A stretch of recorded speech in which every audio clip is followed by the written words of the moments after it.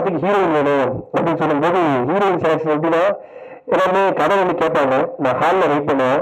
ஆஃபீஸில் வந்து இன்னும் கதை கேட்பாங்க. டேரக்டர் வந்து கதை சொல்லுவார். சொல்லி முடிச்சுன்னா கதை சூப்பராக இருக்கும். ரமன் டேரக்டர் மேலே வந்து படம் பண்ணியிருக்காரு.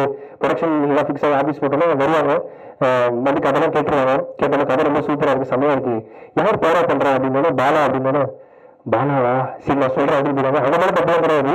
ஸோ இப்போ வந்து ஒரு ரிஜெக்ஷனாக போயிட்டே இருக்கும்.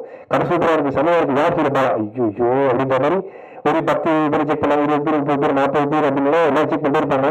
நான் கதை சொல்ற ஆரம்பிக்கும் போது வரமாட்டேன். சொல்லி முடிச்சதுக்கு அப்புறமா ஹாலில் வெயிட் பண்ணுவோம் என்ன சொல்றாங்கன்னு பாக்குறதுக்கு. அப்படியே ஒரு 50 பேர் ரிஜெக்ட் பண்ணிட்டாங்க. அவங்க மேலே தப்பு இல்லை. ஸோ நம்மளும் அவ்வளோ பெரிய ஆள் இல்லை. கட்டணா 51வது ஆள் லாஸ்டா வந்தாங்க ரிலாக்ஸ் பண்ணா அப்படின்ற மாதிரி லலிதா கிருஷ்ணமூர்த்தி.